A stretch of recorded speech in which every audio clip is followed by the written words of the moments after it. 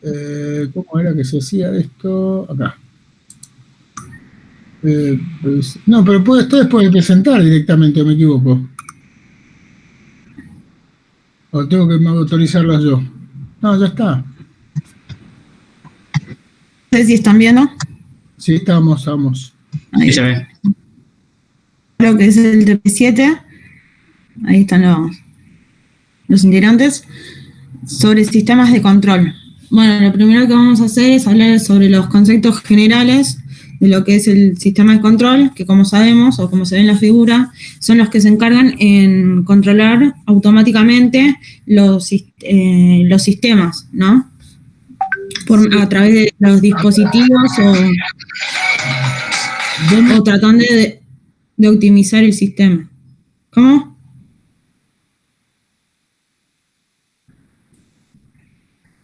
¿Me escuchan?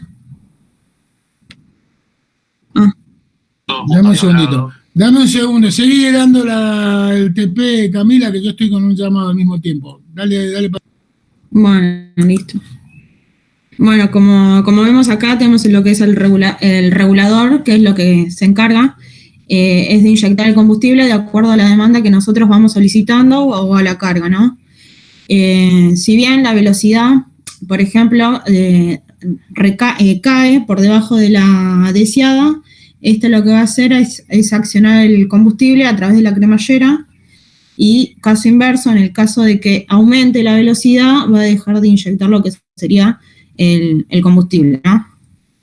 La diferencia que hay entre esa diferencia, la que hay entre lo que se llama señal de error, que es la diferencia entre lo que nosotros le inyectamos y le sacamos a medida que va variando la carga. Y esa variación de la carga o la interrupción rápida que se hace se le llama perturbación. De perturbación también. Uh-huh.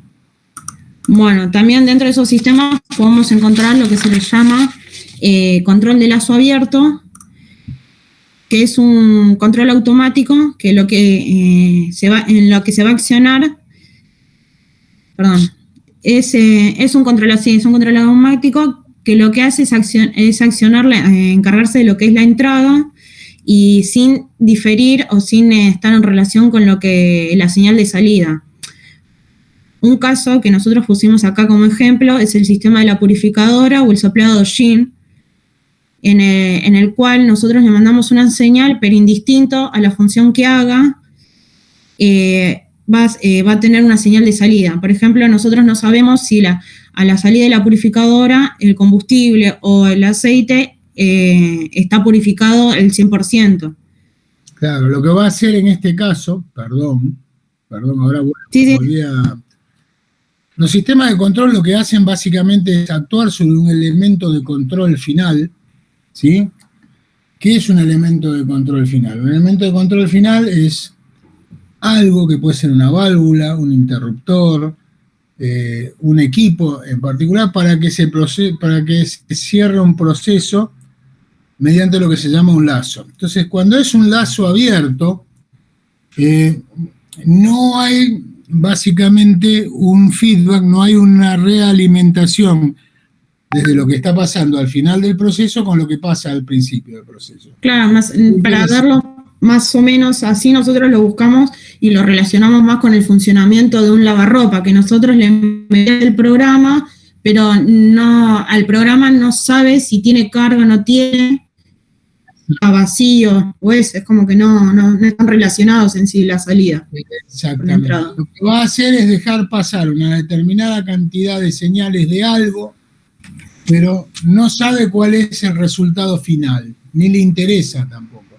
Por eso es lazo abierto, no toma señal de lo que es el final del proceso para ajustar la entrada, ¿sí? Por eso es lazo abierto. Sistemas de lazo abierto tenemos montones, un sistema de control de lazo abierto de montones. En general son sistemas simples y son sistemas que no tienen regulación o que son sistemas regulados, pero no son autorregulados. ¿Se entiende? O sea, yo le puedo dar que abra y cierra por determinada cantidad de minutos, ¿tá? Y va a abrir o cerrar por determinada cantidad de minutos sin saber, por ejemplo, si es un soplador de hollín, si los caños están llenos de hollín o no, si la caldera está prendida o no, eventualmente. ¿Sí? Sí. En el caso del lazo cerrado, te dejo ahora a vos, Camila. Bueno, en este caso, en el caso de lazos cerrados, en este caso, bueno, sí tiene un controlador que recibe la señal de salida, ¿no? Por ejemplo, bueno, acá nosotros le pusimos como ejemplo el control de la caldera, el control del motor, el control de la carga, que se van a relacionar. De la caldera, porque la caldera tiene varios controladores, ¿sí? Pero, por ejemplo, el control de nivel de la caldera, ¿tá? Lo que va a hacer es tomar la señal del nivel de la caldera y va a prender la bomba, ¿sí? Va a alimentar agua hasta que llega al nivel que tiene que tener la caldera, ahí va a volver a tomar la señal que le va a decir ya estoy en nivel, para, ¿sí? Lo mismo pasa con el control de presión de la caldera, son controladores distintos, ¿sí? Sí. Bien. Bueno, después, bueno, tenemos lo que se llama, acá hicimos qué es lo que tiene a favor y qué es lo que tiene en contra, usar uno de estos dos sistemas. Bueno, en el caso del lazo cerrado, que bueno, tiene una realimentación y bueno, tiende a ser más perturbable, puede ser, se le dice, o tiene a tener más perturbaciones con el de lazo cerrado. Y el de lazo abierto son fáciles de diseñar y tienden a ser más estables. Sí, porque son piñón fijo, ¿tá? Los de lazo abierto son piñón fijo. A ver, un sistema de lazo abierto es, yo por ejemplo pongo un calentador, ¿sí? De agua y le fijo la llama para que esté prendida X cantidad de minutos o con X altura de llama por hora, ¿tá? ¿Qué va a pasar? Si yo tengo consumo de agua, voy a tener una temperatura de agua estable si el consumo es estable. Si yo dejo de consumir, la temperatura me va a subir, y si consumo de más, la temperatura del agua se me va a caer, ¿tá? Porque no es realimentado. Ahora, si yo lo que tengo es, por ejemplo, el ejemplo del calefón, ¿eh? El primer ejemplo es un termotanque, ¿se entiende? Sí. El primer ejemplo es un termotanque. Prende el quemador, levanta la temperatura, corta y después, mientras yo uso, puede prender o no. El segundo ejemplo es el calefón. El calefón tiene un sistema adentro con una membrana, no sé si ustedes alguna vez lo vieron cómo funciona un calefón, que cuando yo abro una canilla, ¿sí?, se me produce un vacío dentro de un venturi que tiene el calefón y me mueve una membrana que me abre el paso de gas. Si yo abro más el agua, me abre más el paso de gas, ¿sí? O sea, lo que hace es tomar la señal de realimentación del caudal de agua para abrirme o cerrarme el caudal de gas, de forma tal de mantenerme lo más constante posible la temperatura. Yendo a un ejemplo más nuestro, ¿sí? El controlador, el UG8, ¿qué es? Es un controlador de velocidad. Mecánico. Ese es mecánico, ¿sí? Es un controlador de velocidad mecánico, ¿ya? Entonces, ¿qué va a pasar? ¿Y ese cómo es? ¿Cómo se les ocurre que es ese? ¿En qué sentido cómo es o cómo funciona? Lazo abierto. Cerrado. No, ese es el cerrado. Ese es cerrado. Ese lo que hace es, toma la velocidad. Yo le ajusto una velocidad de consigna, ¿sí? Va a mover la barra de inyección del motor para llegar a la velocidad de consigna. Cuando llega a la velocidad de consigna, el regulador lo que va a hacer es ir bajando o moviendo la barra para mantenerla, ¿se entiende? Sí. El feedback lo tiene sobre la velocidad de consigna, sobre la velocidad en el eje. Yo le pongo una velocidad de consigna en 1500 vueltas, arranca en 0, pumba, le manda la barra de inyección para que abra todo el combustible para que llegue a velocidad. Una vez que llegó a velocidad, la va tendiendo a cerrar, ¿sí? Entonces, cuando llegó a velocidad, la va a mantener la barra en una determinada apertura para permitir que se mantenga esa velocidad, ¿sí? Es un controlador de lazo cerrado, porque toma feedback de la velocidad. Bien, siga contándonos los conceptos porque hay un par de cosas que las vamos a seguir viendo sobre el generador.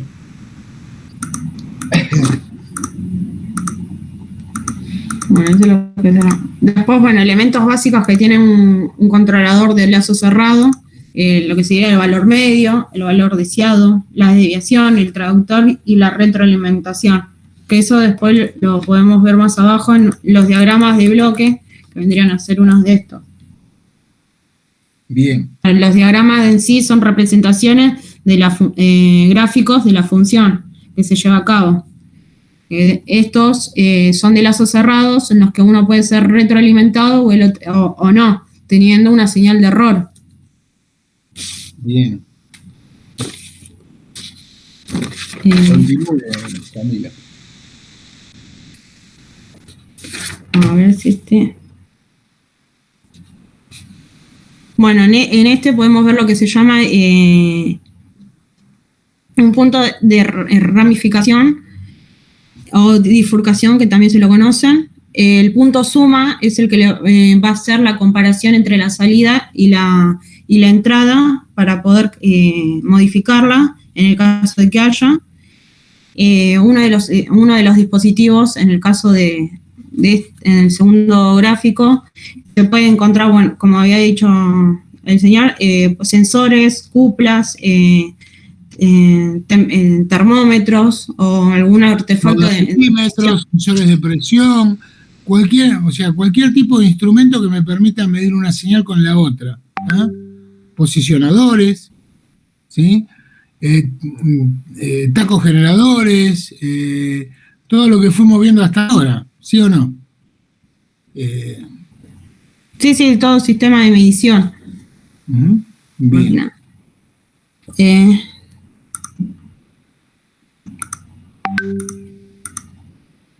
Bueno, después tenemos estos que se pueden también...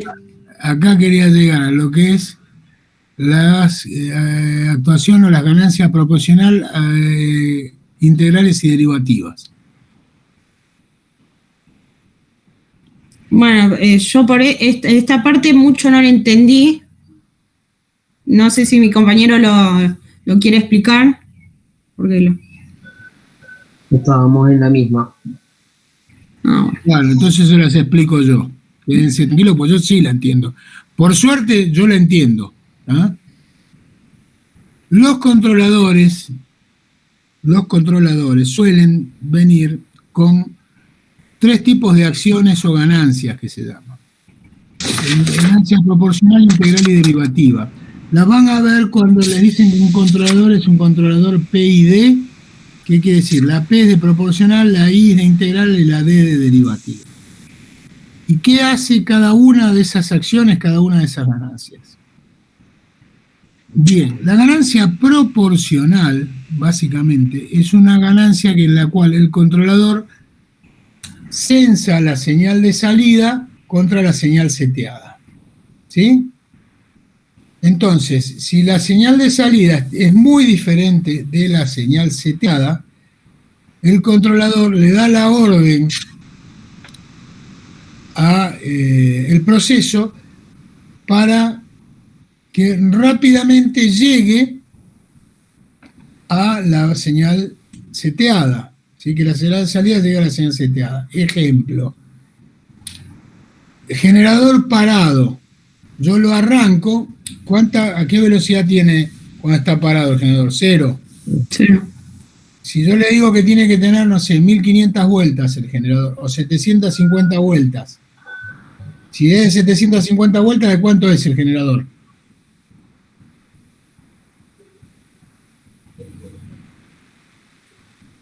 Como de tanto pregunta, Si es de 1500 vueltas, si en vez de ser de 750 vueltas, es de 900 vueltas, ¿qué diferencia hay entre ese generador y otro? El número de polo de Marx. No, son unas bestias. La frecuencia. La frecuencia. Uno de 750, ¿qué frecuencia está trabajando? 50 Hz. ¿Y el de 900? 60. Muy bien. Entonces, yo le digo que tiene que llegar a las 750 y está en 0. Controlador lo que dice es, de 0 a 750 es mucha la diferencia, le voy a dar mucha rosca, ¿tá? Le voy a dar mucha ganancia para que llegue rápidamente. Entonces, ¿qué hace con la barra de inyección? La abre hasta el máximo. La abre hasta el mango, o la tiende a abrir hacia el mango. ¿Sí? Generador arranca, barra de inyección al mango, llega a 750 vueltas, ¿y qué va a pasar? ¿Va a parar en las 750 vueltas? No, se va a seguir de mambo. ¿Sí?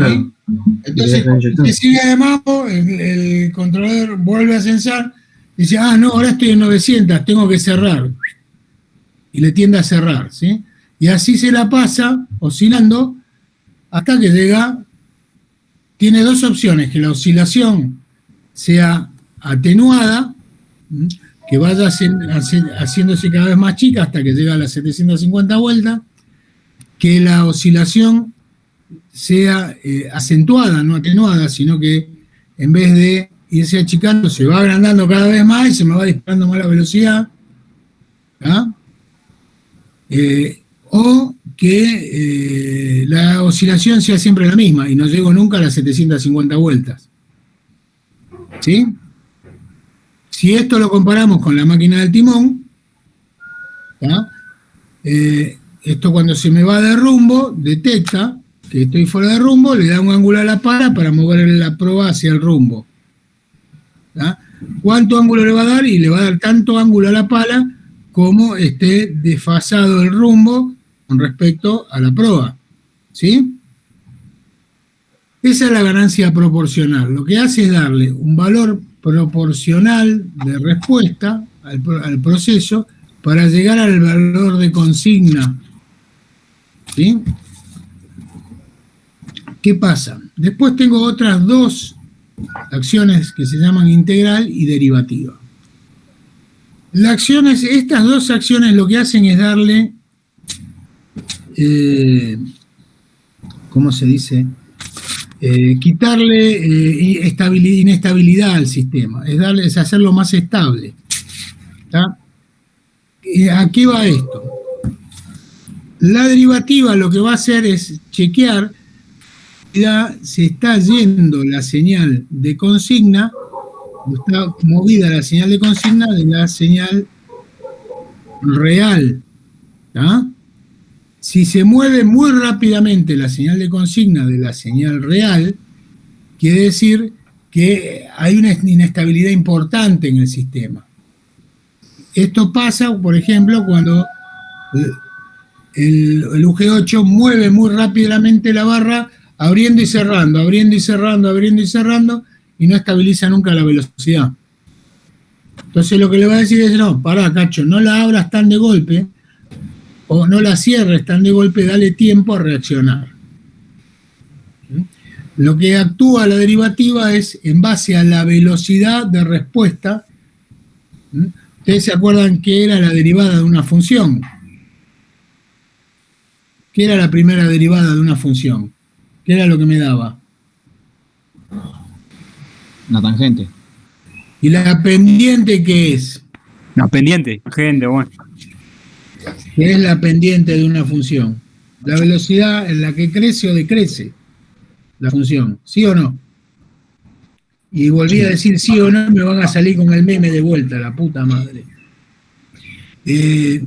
Entonces... Profe, pero le hago una consulta, y si varía rápidamente lo que es el tema de la carga, si le doy más o menos, o va a ser indefinido. Lo vas a entender más lo vas a entender más con el timón. Aguanta. Y lo que hace la integral es integrar, sacar la diferencia entre la respuesta mínima y la máxima, ir integrándolas y ir haciendo que esa área sea lo más chica posible, de forma tal de irlo achanchando a la respuesta para que se vaya atenuando más rápidamente la señal de error. ¿Sí?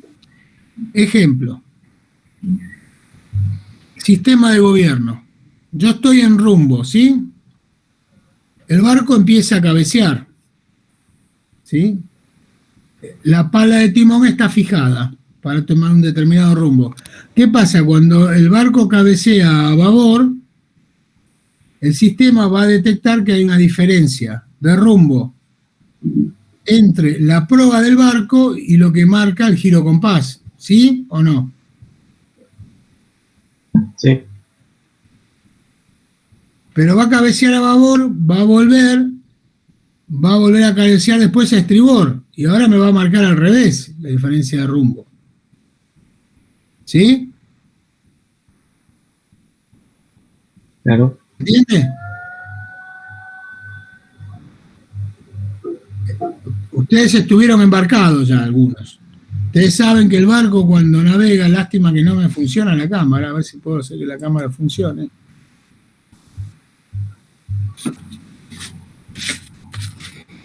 No me funciona la cámara.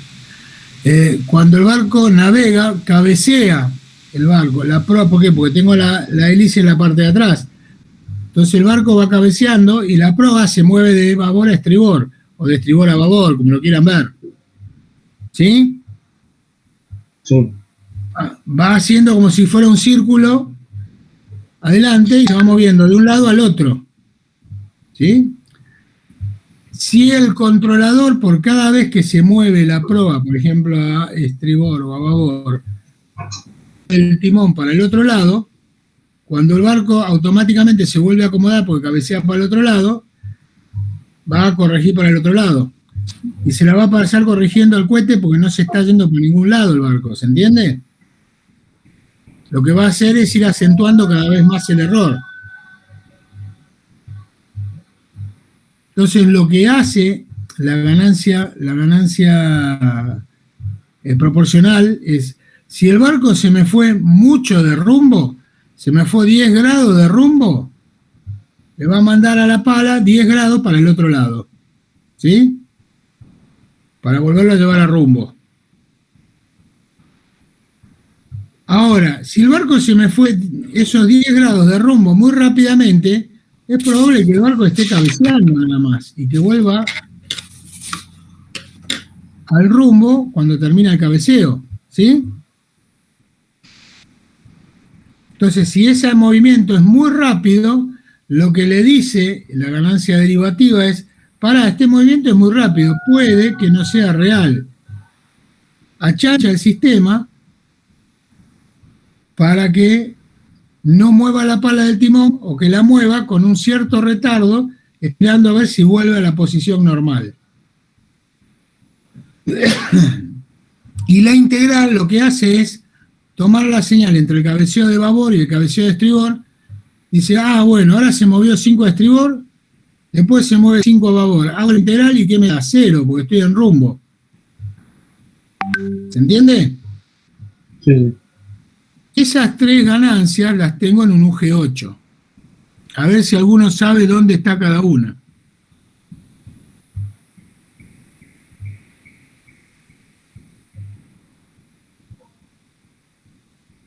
La ganancia proporcional básicamente se la doy cuando le doy el seteo de velocidad.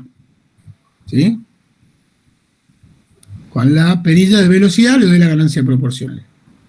Ahora, ¿cómo achancho el generador para que cuando entra y salga una carga, o sea, si no cada vez que entra y sale una lamparita o cualquier cosa, va a empezar a oscilar y a sacármelo y entrármelo en frecuencia, ¿sí? ¿Cómo lo achancho al generador? ¿Se acuerdan que había una perilla? ¿Cómo se llamaba la perilla? Sí, tiene un nombre, no me acuerdo. Speed drop. Speed drop. ¿Qué está comiendo? Camila, Estoy silenciate. comiendo caramelo. No, lo estoy comiendo. ¿Te está comiendo las papas fritas, Vigliola? No, lo estoy No comiendo. te pongas nerviosa. Larga las milanesas. El speed drop es la ganancia derivativa del UG8. Y además tiene otra cosa, tenía otro sistema que era la integral. ¿Se acuerdan cuál era la integral?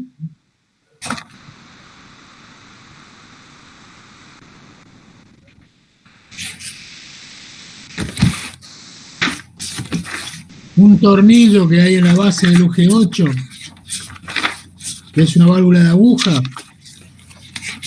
Esa sí ya no me acuerdo cómo se llama. La del compenso, ¿no era eso? Bueno, esa compensación es para la integral. Entonces el UG8 es un controlador mecánico con PID, pero también los tenemos eléctricos con PID. ¿Tá? El caso del sistema de gobierno, por ejemplo, el controlador del sistema de gobierno tiene un controlador PID para que no esté accionando el timón a una banda y para la otra continuamente cuando cabecea el barco.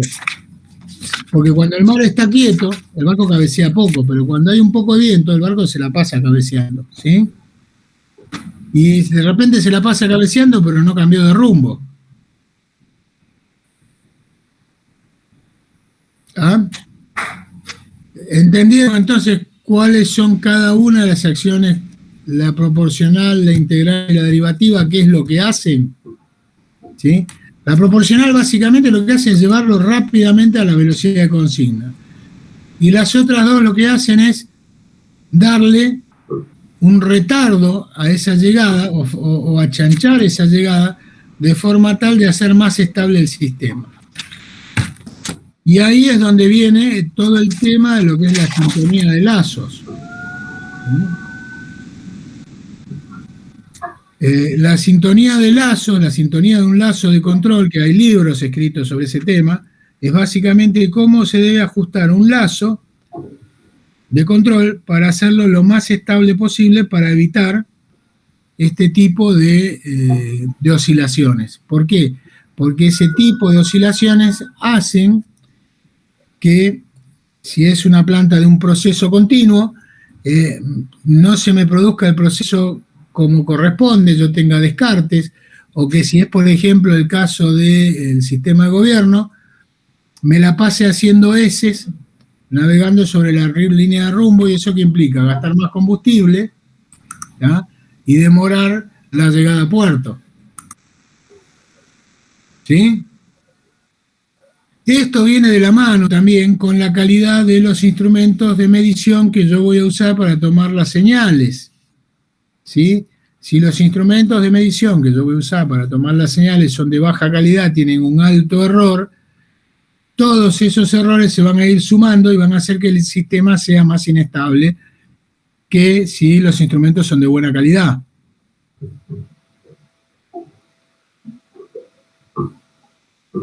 ¿Quién continúa hablando? Pues yo tengo la garganta hecha fleco ya.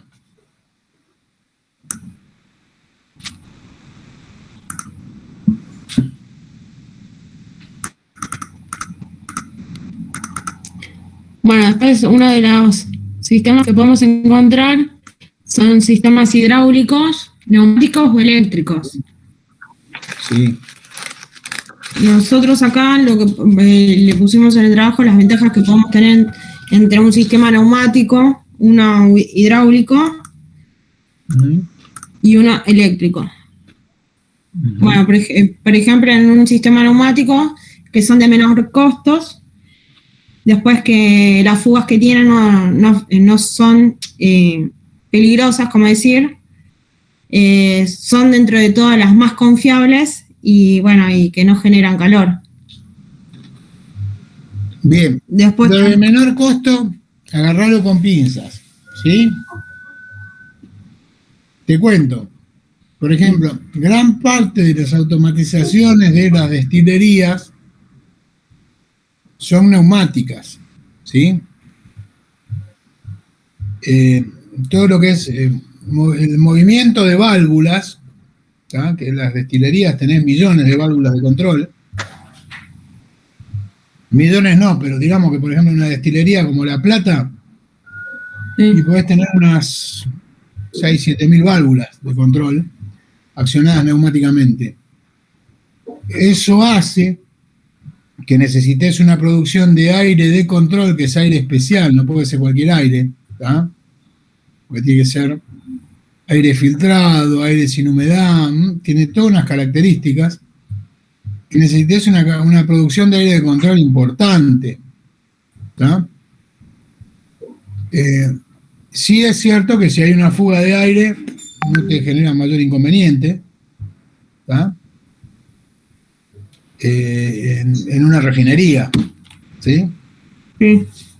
Dale, continúa con el hidráulico.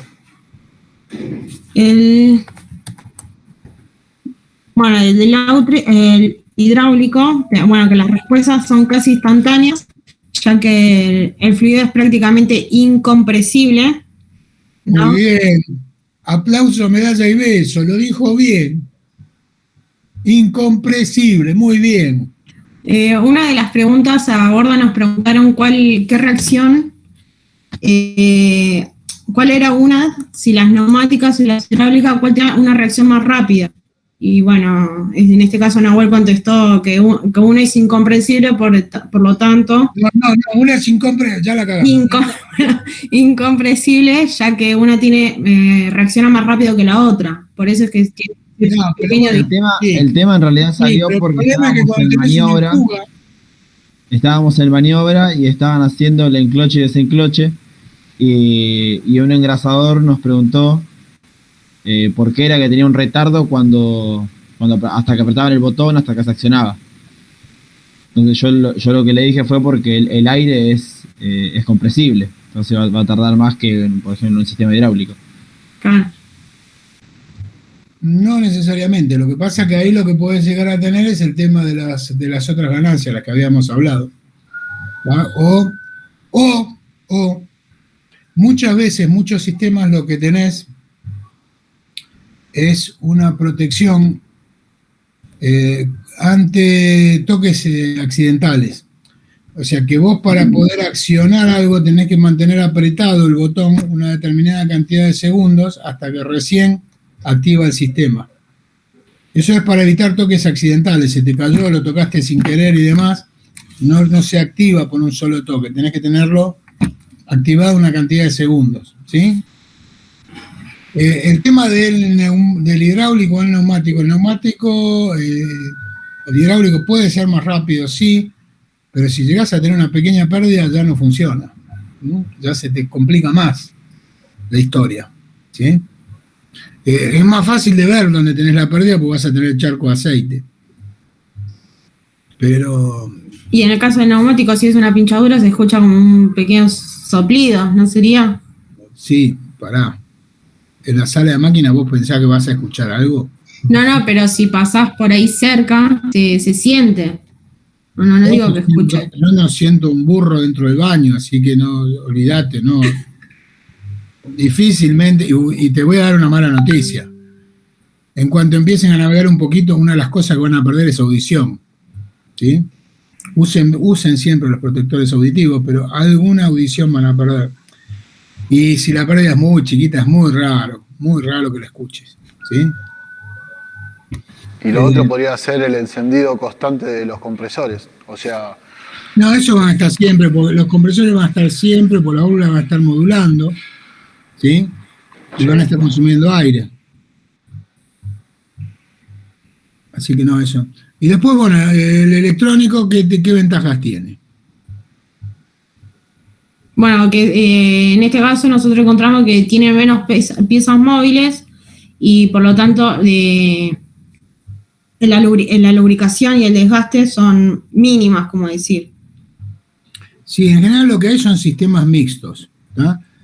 Tenés un electroposicionador en donde, por ejemplo, le llega la parte de la señal en forma electrónica y mueve una válvula abriendo, cerrando un posicionador electroneumático, que lo que hace es dejar salir aire hacia la válvula o hacia la atmósfera, de forma tal que la válvula se mueva en base a la señal eléctrica que le llega a ese electroposicionador.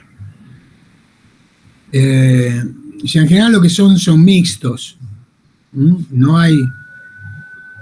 Es muy raro encontrar neumático puro o electrónico puro, eléctrico puro, ¿sí? En algunas instalaciones muy viejas, a mí me tocó, por ejemplo, trabajar para las refinerías de Cochabamba y de La Paz,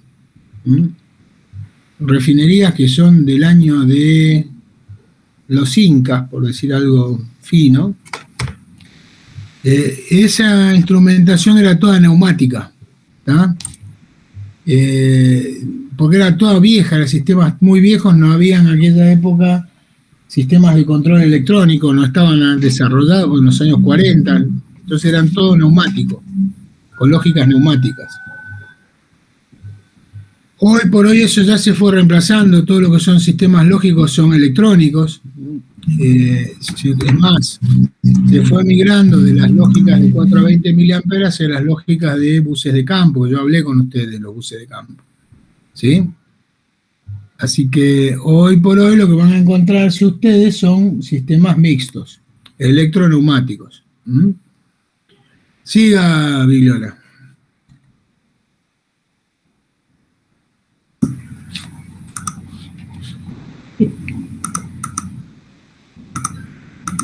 Bueno, y después acá hacemos las comparaciones de una de las más comunes, que sería el neumático y el hidráulico, entre sí. Sí. Sí, en realidad es el neumático o electroneumático el más común hoy. ¿Dónde tenemos sistemas electroneumáticos? No solo en la sala de máquinas. Por ejemplo, en el sistema de lastre, para abrir y cerrar las electroválvulas. No, pero eso no es un sistema de control, básicamente. Eso es un sistema, sí. Ese es de lazo abierto, básicamente. Ahí no hay nada que module. Ahí la válvula es on-off. Abre o cierra. ¿Sí? Pero ¿qué pasa con ustedes el motor? ¿Qué motor tenía el Argentina C? Un Sulzer. Un Sulzer.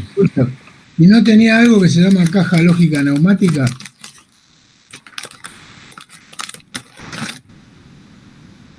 La automatización del motor, ¿cómo era? ¿Usted dice, se refiere al servo de cambio de marcha? No. Esa es una parte, pero no solo eso, sino que en general tienen un sistema de automatización del motor en que es electroneumático. Se suele llamar caja lógica neumática. Después tienen, por ejemplo, todo lo que son los lazos de control de las temperaturas de agua de camisas, de agua de pistones, de aceite de lubricación y demás. ¿Cómo regulaban las temperaturas? Profe, ¿puede ser que la caja en la que usted habla también controla el control del puente también? Claro, controla la velocidad, controla todo. Sí, yo llegué a verla porque vinieron los técnicos a repararla, porque la palanca de máquinas no estaba, o sea, el repetidor no estaba al mismo, ¿cómo se diría? Estaban desfasados. Estaban desfasados, claro. No trabajaban en las mismas presiones, básicamente. Exacto. Bien. Pero, por ejemplo, la temperatura de agua de camisas, la temperatura de agua de pistones, ¿cómo la regulaban?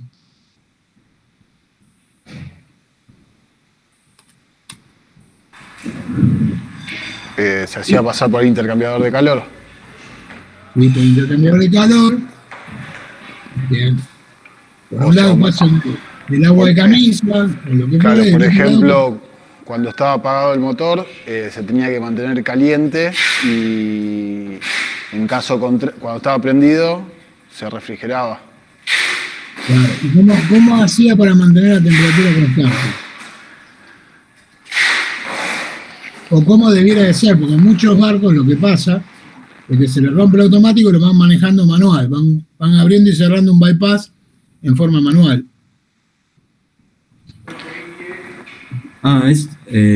Bueno, lo que tenía, si es lo que usted se refiere, lo que tenía cada encendido de cada bomba era que tenía una perillita que te dejaba o hacerlo automático o el que sea el control manual. No, la bomba no.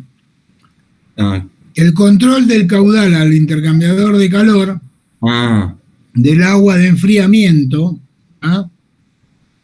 no del medio a enfriar, sino del agua de enfriamiento, suele tener una válvula de 3 vías, modulante, ¿sí? Que toma con una termocupla o una PT100, mejor dicho, una PT100, no una termocupla, la temperatura, por ejemplo, del aceite, va al controlador y el controlador le dice a la válvula, mandale más agua fría o menos agua fría al intercambiador para mantener la temperatura, ¿sí? Cada uno de esos sistemas de control de temperatura, del agua de camisa, del agua de pistones y demás, es un controlador.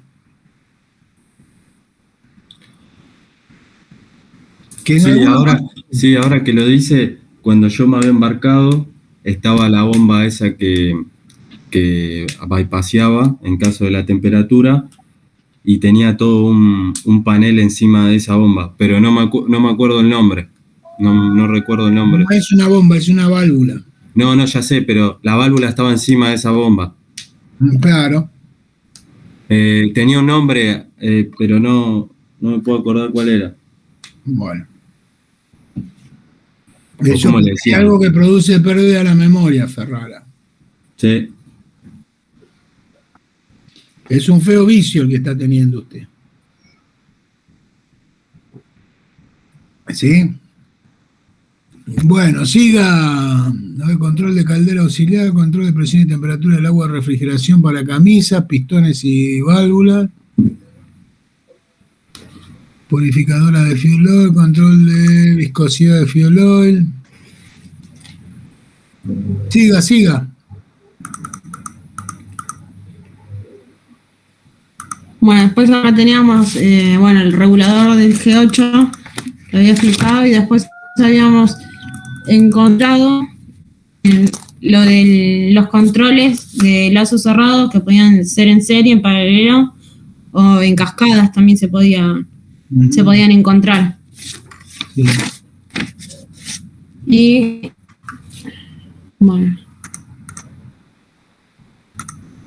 y terminaba con el tema del regulador. La Argentina sí tenía un circuito de HT y LT. Sí, tenía un circuito de HT y LT. ¿Y cuál sería el controlador en cascada ahí?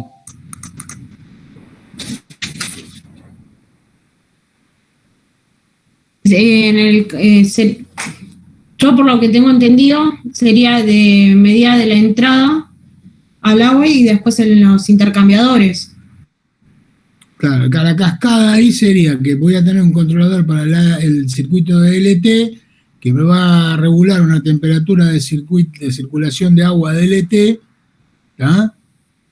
Que no va a ser ni muy fría ni muy caliente, porque una cosa es cuando estoy navegando en el Antártida en invierno, y la otra cosa va a ser cuando estoy en el Ecuador, en pleno verano. ¿Sí? Entonces, pues yo voy a necesitar una temperatura de LT medianamente constante para que después esa temperatura la toma el circuito HT, con esa agua refrigera el agua de camisas, el de cilindro, el aceite o lo que fuera. Eso es un sistema en cascada. Claro, van a ir por partes, no es que va a ser todo junto, pero están sí todos relacionados. Exactamente. Bien. Le faltó acá hablarme de la histéresis. No sé si lo vamos a tocar más adelante. No, ya terminé con el regulador, pero creo que eso no estaba en el programa, porque nosotros lo sacamos del programa que bueno, claro, yo quiero que tengan en cuenta un tema que se llama histéresis. ¿Usted sabe qué es la histéresis, básicamente? No me acuerdo, pero lo vimos en el... ¿Cómo? La remanencia, o sea, algo que quedaba predeterminado. Corriente parásita. No, es por ejemplo lo que pasaba con el imán, que Con un material electromagnético, ferromagnético, ferromagnético. cuando el material es puro, ¿tá? Es virgen, no tiene ningún tipo de inducción, no tiene ninguna característica magnética el hierro, ¿sí? No se magnetiza. Ahora, cuando yo le magnetizo, le voy dando, lo meto en una bobina con corriente continua y le voy dando señal, va a ir magnetizándose y cuando yo le quito la señal, ese material ferromagnético me va a quedar con un magnetismo remanente, ¿sí? Ah, que quedaba cargado. Queda con un magnetismo remanente. Ese efecto lo utilizo ¿para qué después? ¿Dónde utilizo el magnetismo remanente de los materiales ferromagnéticos? ¿Por qué es importante para nosotros? En los generadores para iniciar. Muy bien, tacones. Típicamente lo utilizo para que se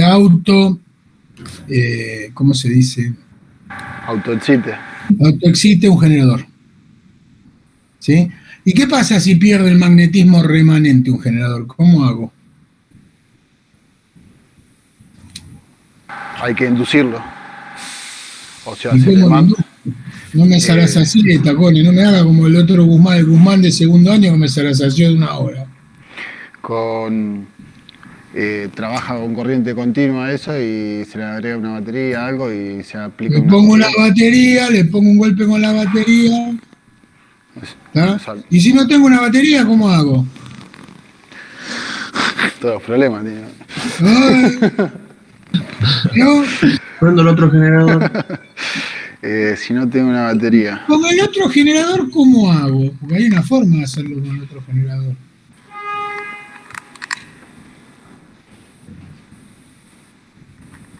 Cuando yo pongo en paralelo los generadores, y esto es pregunta de electrotecnia de segundo año,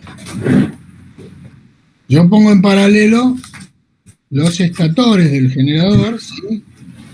¿Y qué más pongo en paralelo?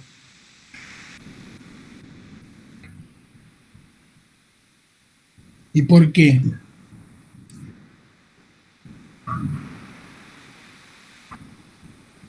¿Las excitatrices? No. Estoy tirando fruta. Las excitatrices, ¿pero por qué?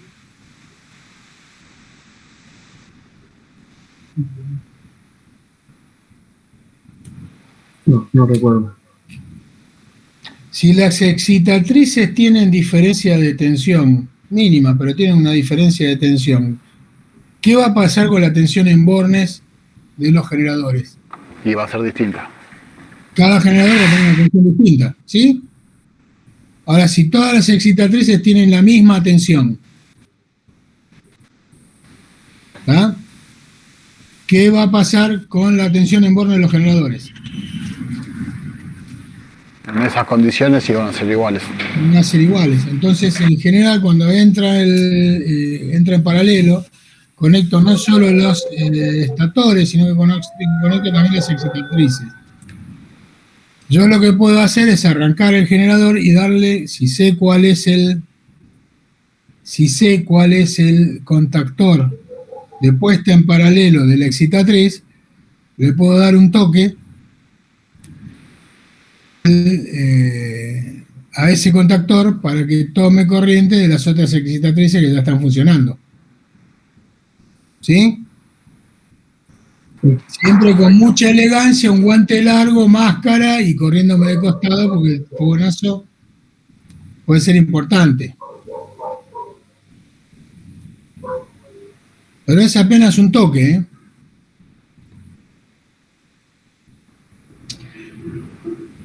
Entonces, la histéresis básicamente es la diferencia entre la señal cuando yo la estoy mandando a cuando yo la estoy recibiendo. Histéresis nosotros la aprovechamos O podemos programar histéresis en un circuito. Donde, por ejemplo, yo le programo una histéresis para que algo no arranque y pare continuamente.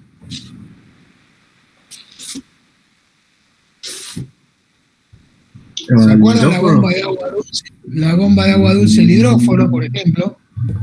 Entonces yo le digo, vos vas a arrancar cuando estés en 4 bar y vas a parar cuando llegues a 6. ¿Sí? ¿Cuál es la histéresis de ese sistema? 2 bar. La diferencia entre el arranque y la parada. Esa es programable, yo la programo. Son programables porque van a depender de el instrumento que yo utilice de medición, que puede tener una histéresis propia. ¿Sí? Investigan un poquito más sobre esto, Vigliola, y me lo ponen. ¿Sí? En el trabajo práctico, muy bueno el práctico, ¿eh? Póngame este cachito del tema de la histéresis. Listo. ¿Sí? ¿Solo eso falta o algo más para agregar? No, a ver, lo importante está, como diría Mostaza Merlo, la base está. Esto después lo van a ir viendo también con el del Elicini, en lo que es la parte de PLC. ¿Empezaron a ver algo de PLC ya? No. Bueno. Nada. STP nos toca a nosotros también. ¿Cómo? Que STP le toca a mi grupo también. ¿Y cuándo lo van a hacer? El TP número 10 es. El 12, perdón. Bueno, ¿este qué es? ¿El 7? Este es el 7, sí.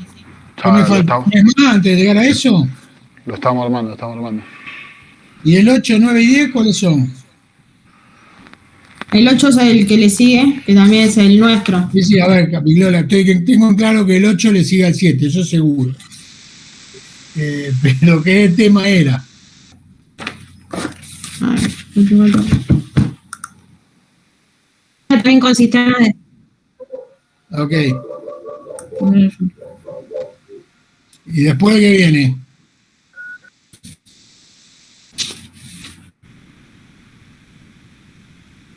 Bien.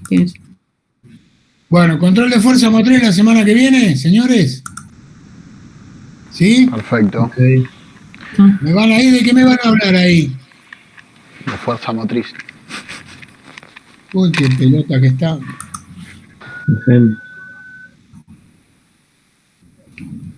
Bueno, vamos a hacer una cosa. Me van a hablar además de lo que diga el programa, que no sé, yo no me acuerdo ahora, pero sistemas Worleón, de variadores de frecuencia, de arrancadores suaves. ¿Sí?